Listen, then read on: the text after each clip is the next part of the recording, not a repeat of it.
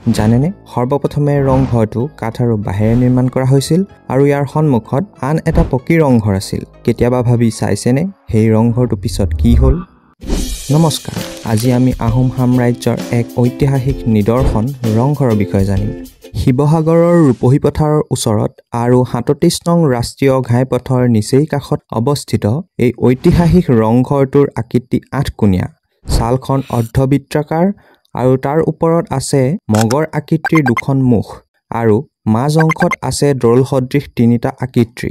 সৰ্বপ্ৰথমে ৰুদ্ৰসিংহই ৰংঘৰক বাঁহ আৰু কাঠেৰে নিৰ্মাণ কৰাইছিল, কিন্তু ১৭৪৬ খ্ৰীষ্টাব্দত ৰুদ্ৰসিংহৰ পুত্ৰ প্ৰমত্ত সিংহই ইয়াক পকী ৰূপত গঢ়ি তোলে। ৰংঘৰ হৈছে এছিয়াৰ ভিতৰতেই প্ৰথমটো পেভিলিয়ন। ৰাজ পৰিয়ালৰ লোকসকল, ৰাজবিষয়াসকল তথা অতিথিসকলৰ বাবে ইয়াক এক বিনোদনৰ গৃহ হিচাপে ব্যৱহাৰ কৰা হৈছিল। অসমৰ জাতীয় উৎসৱ বিহুৰ সময়ত এই ৰংঘৰৰ বাকৰিতে বিহু নৃত্য, ম'হ যুঁজ, শেন যুঁজ আদিসমূহ অনুষ্ঠিত কৰা হয়। এই গৃহটো নিৰ্মাণৰ ক্ষেত্ৰত এক বিশেষ ধৰণৰ চিমেণ্টৰ ব্যৱহাৰ কৰা হৈছিল। বৰালি মাছ, বৰা চাউল, হাঁহৰ কণী, মাটিমাহ আদিৰ দ্বাৰা মিশ্ৰণ তৈয়াৰ কৰি ৰংঘৰটো পকী কৰা হৈছিল।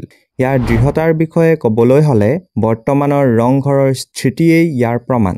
ৰংঘৰৰ দৰে এনে কলাকৃষ্টিসমূহৰ পৰা এটা কথা জানিব পাৰি যে সেই সময়তো আহোমসকলৰ কলা কৌশল অতি উন্নত মানদণ্ডৰ। ৰংঘৰ নিৰ্মাণৰ কেইবাবছৰো পিছত স্বৰ্গদেউ ৰাজেশ্বৰ সিংহই এই ৰংঘৰৰ সন্মুখতে আৰু এটা পকী ৰংঘৰৰ নিৰ্মাণ কৰাইছিল, কিন্তু ইংৰাজ বিষয়া কেৰ্ণল আলীয়ে এই ৰংঘৰটো ধ্বংস কৰিছিল। আজিৰ দিনত ৰংঘৰ হৈছে পৰ্যটকৰ বাবে এক আকৰ্ষণৰ কেন্দ্ৰ। অসমৰ ইতিহাস, সংস্কৃতি আৰু ঐতিহ্য জানিবলৈ ই এক পৰম নিদৰ্শন। ৰংঘৰ কেৱল ইট পাথৰেৰে গঢ়া গৃহ নহয়, ই হৈছে আহোমসকলৰ কৃষ্টি, চিন্তাধাৰা আৰু গৌৰৱৰ এক অমূল্য নিদৰ্শন। শেষত যদি এই ভিডিঅ'টো চাই ভাল পালে তেন্তে ভিডিঅ'টোত এটা লাইক কৰি দিব, চেনেলটো ছাবস্ক্ৰাইব কৰি দিব। আকৌ এনে এটা ভিডিঅ'ৰ প্ৰতিশ্ৰুতিৰে ধন্যবাদ।